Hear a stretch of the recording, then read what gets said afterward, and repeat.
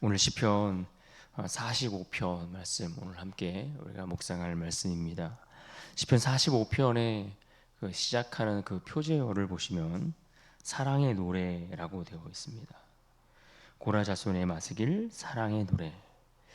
그래서 이 시는 왕의 혼인, 왕의 결혼식을 축하하는 그러한 노래로 알려져 있습니다. 왕의 아름다움과 그의 위엄, 그의 의로운 통치, 그리고 왕께 나아가는 그 왕후의 기쁨, 이러한 것들을 함께 노래하고 있는 말씀이 오늘 시편 45편의 말씀입니다. 그렇다면 여기서 말하는 왕은 어떤 왕, 누구를 말할까요? 본문은 그 왕의 이름을 직접 밝히고 있지 않습니다. 그래서 이 왕이 역사적으로 정확히 누구인가 하는 것을 단정짓기는 어려운 부분이 있습니다. 다만 이 오늘 시편 속에서 이스라엘 왕, 특별히 다윗의 왕조 가운데 속한 그러한 한 왕의 그러한 혼인, 그러한 결혼을 배경으로 하고 있을 것으로 그렇게 이해하고 그렇게 해석하고 있습니다. 그러나 시편 45편의 표현들을 보면 단지 한 시대에 존재했던 인간의 왕, 어떤 그런 인간 왕에게만 머물러 있지 않다라는 것을 우리는 볼 수가 있습니다. 주의 보좌는 영원하다라는 표현이라든지 주의 나라의 규는 공평하다, 주께서 정의를 사랑하고 악을 미워하신다, 이런 표현들을 보면서 우리는 그보다 인간의 연약한 그런 왕의 모습보다 더 완전한, 더 온전한 왕의 모습을 바라보게 하는 그런 말씀으로 이해할 수 있습니다. 그래서 시편 45편의 말씀이 신약 히브리서 1장에 가 보시면 이 말씀을 하나님의 아들에게 적용하는 것을 우리는 볼 수 있습니다. 그러므로 이 시편의 말씀을 우리가 읽을 때에 이것은 한 역사 속에 등장했던 인간의 왕, 그 왕의 혼인을 결혼을 축하하는 그 노래를 넘어서 궁극적으로 우리의 진짜 왕이 되시는 예수 그리스도의 영광을 바라보도록 우리를 이끌어가는 그런 말씀이 오늘 시편 45편이다, 그렇게 이야기할 수 있습니다. 본문으로 들어가서 조금 더 자세히 살펴보면 본문 1절에서 시인은 그의 마음에서 흘러나오는 찬양, 그 찬양으로 오늘 말씀이 시작됩니다. 내 마음이 좋은 말로 왕을 위하여 지은 것을 말하리니 내 혀는 글솜씨가 뛰어난 서기관의 붓끝과 같도다. 이 말씀은 시인의 마음, 그 마음의 상태가 어떠한지를 보여줍니다. 그는 지금 억지로 노래하고 있는 것이 아니라 그 안에 좋은 말들이 가득하다라는 것을 우리는 알 수 있습니다. 마음이 좋은 말들로 끓어오르는 것처럼 그렇게 차오르고 있는 그러한 모습. 그래서 그의 혀가 마치 글솜씨가 뛰어난 서기관의 붓과 같다, 이렇게 붓처럼, 붓끝처럼 그렇게 움직이고 있다, 이렇게 표현하고 있는 겁니다. 여기서 서기관의 붓끝이라고 표현하고 있는 말씀을 보면 이 서기관은 주로 글을 전문적으로 기록하는 그러한 사람입니다. 아주 숙련된 서기관의 이 붓은 글을 쓸 때 머뭇거림이 없습니다. 정확하고 빠르고 아주 아름답게 글을 써 내려가는 서기관의 그 붓끝처럼 시인은 자기 혀가 마치 그와 같이 그 붓끝과 같다라고 말합니다. 왕의 영광을 보니까 찬양이 막히지 않고 막 흘러나오고 있다는 겁니다. 마음에 가득한 것이 그의 입술로 쏟아져 나오고 있고 그것을 노래하고 있는 그러한 장면을 묘사하고 있습니다. 그렇습니다. 찬양은 이와 같이 우리의 마음에 가득한 것들이 입술로 흘러나오는 것입니다. 하나님의 은혜를 경험하고 그 은혜를 맛보면 우리의 입술을 통해 찬양이 그렇게 흘러나오게 되어 있다는 겁니다.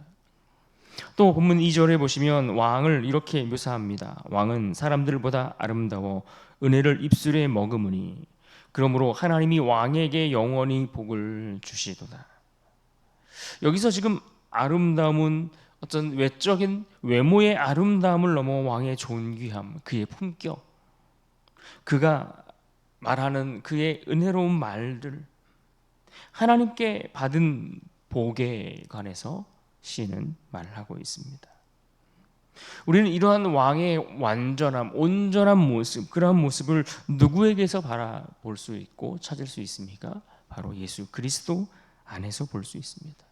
우리 주님은 상한 자를 고치실 뿐만 아니라 죄인들을 부르시고 자기 백성들을 위해 자신을 내어 주시는 왕. 그래서 그분이 우리에게 주시는 말씀은 생명을 주는 말씀이고, 그분의 통치는 우리를 낫게 하고 우리를 살게 하는 것을 우리는 잘 알고 있습니다. 그러므로 우리는 문제만 보면서 살아가는 것이 아니라, 그 문제에 사로잡혀 살아가는 것이 아니라, 또 사람의 약함과 그 사람의 허물만 보며 마음이 거칠어지거나 세상의 그 화려함에 부러워하며 살아가는 것이 아니라, 믿음의 사람답게 우리의 왕이신 그리스도, 그분의 아름다움을 바라볼 수 있는 그런 눈이 오늘 우리에게 열려야 될 줄로 믿습니다. 오늘 시편 45편의 말씀은 또 이 왕의 아름다움만을 말하고 있는 것이 아니라 그의 통치에 대해서도 이야기하고 있습니다. 4절을 보십시오. 왕은 진리와 온유와 공의를 위하여 왕의 위엄을 세우시고 병거에 오르소서 왕의 오른손이 왕에게 놀라운 일을 가르치리이다. 여기서 소개되고 있는 왕은 그저 힘이 강한 그런 왕만이 아니라 진리와 온유와 공의를 위한 그런 왕이다라고 말하고 있습니다. 그저 자기 욕망을 채우기 위해서 승리를 이끌어가는 그러한 자가 아니라, 백성을 억누르는 통치를 위해서 자기 힘을 과시하는 그러한 왕이 아니라, 진리를 세우고 그들을 온유함으로 다스리며 공의를 이루어가는 그러한 왕으로 말하고 있습니다. 그렇습니다. 세상의 권력이라는 것은 주로 어떻습니까? 자신을 위해서 드러낼 때가 많습니다. 힘을 가진 사람이 약한 사람을 누르고, 높은 사람이 자기 이름을 높이기 위해서 애를 쓰고 또 그 힘과 권력을 사용할 때가 많습니다. 그러나 성경이 말하는 참된 왕은 자기 영광만을 구하는 자가 아닙니다. 백성을 의롭게 다스릴 뿐만 아니라 악을 미워하고 더 나아가 하나님의 뜻을 세우는 그러한 왕을 말씀하고 있습니다.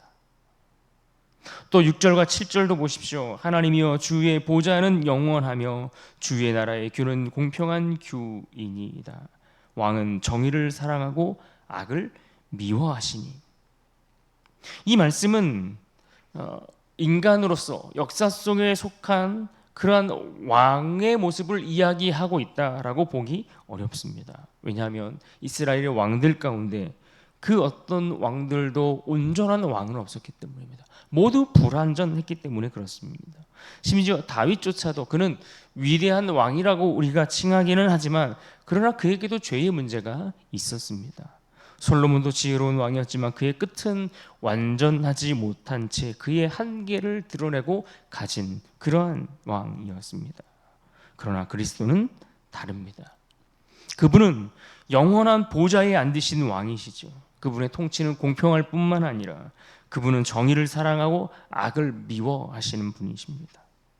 그리고 그 의로운 왕께서 죄인을 구원하시기 위해 어디를 향해 걸어가셨습니까? 십자가의 길을 향해 걸어가셨습니다.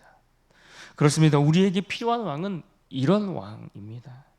그저 자기의 힘을 과시하는 왕이 아니라, 오늘 우리를 위로하는 것을 넘어 우리의 마음의 욕심을 꺾어버리고 우리를 진리 가운데 인도하시며 내 안에 모든 악을 미워하게 하시는 그러한 참된 왕, 온전한 왕이 오늘 우리에게 필요합니다. 오늘 이제 이어지는 후반부에 보시면 왕후를 향한 권면의 말씀들로 또 이어져 갑니다. 10절입니다. 딸이여 듣고 보고 귀를 기울일지어다. 내 백성과 내 아버지의 집을 잊어버릴지어다. 왕후가 왕에게 나아가려면 중요한 것들이 있는데, 그 중요한 것들 가운데 하나가 바로 그가 살던 아버지의 집을 떠나오는 겁니다.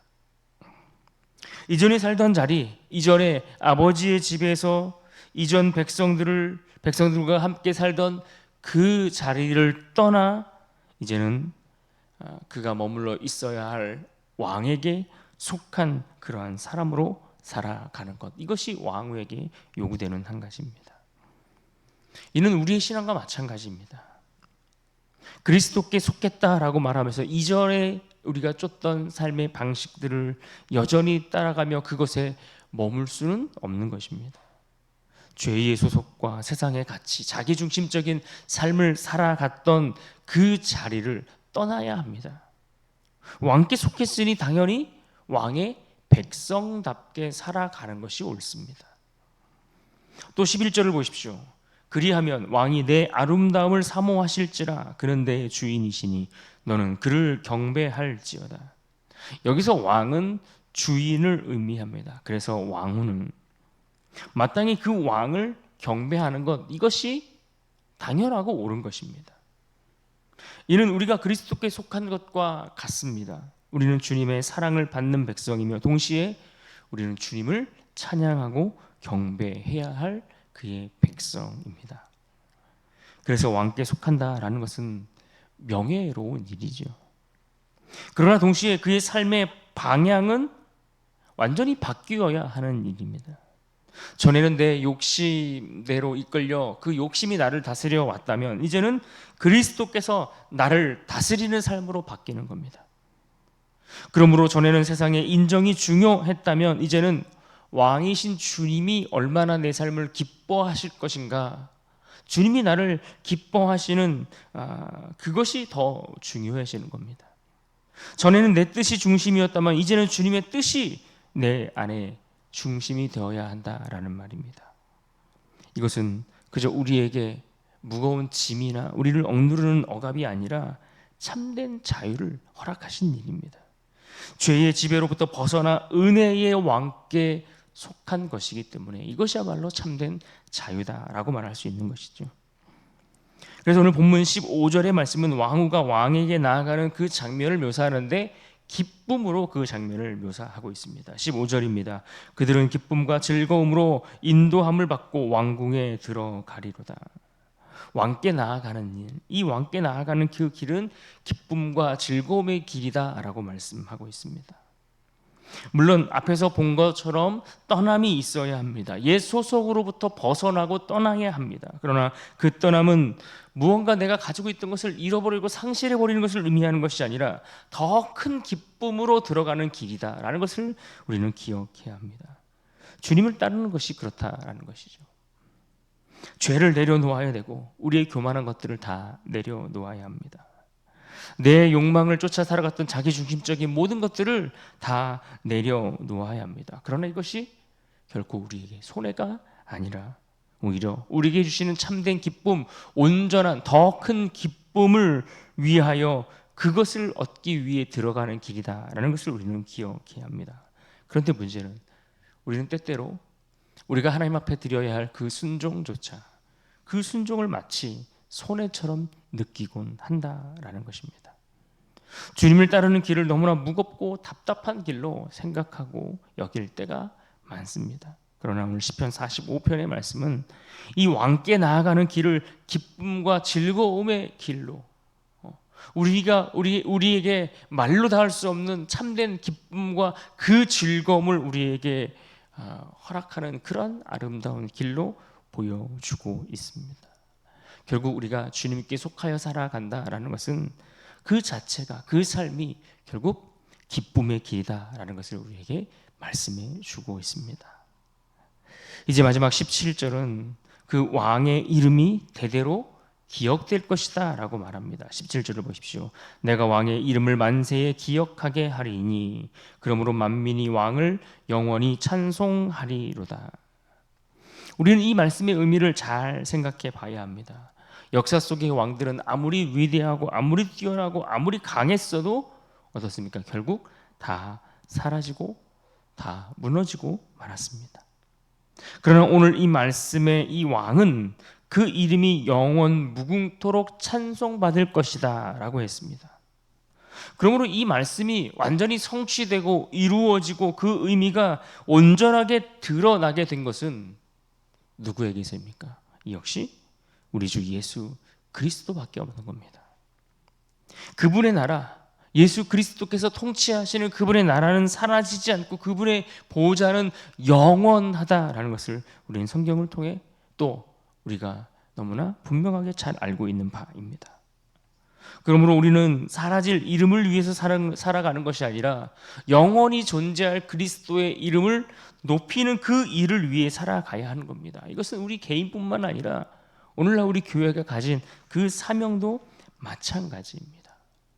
왕이신 그리스도의 이름을 대대로 전하는 것, 다음 세대를 향해 주님의 그 아름다움을 말하고 주님의 의로운 통치를 가리키고 주님의 그 은혜를 찬양하는 것, 이것이 오늘 우리가 살아가야 될 우리의 삶의 방향인 것이죠. 그런 의미에서 오늘 우리가 붙들고 싶은 말씀은 오늘 본문 6절의 말씀입니다. 본문 6절 같이 한번 읽어볼까요? 6절입니다. 함께 읽습니다. 시작. 하나님이여 주의 보좌는 영원하며 주의 나라의 규는 공평한 규이니이다. 아멘. 세상 왕은 아무리 강하고 위대할지라도 다 사라지지만 그리스도의 영광은 사라지지 않습니다.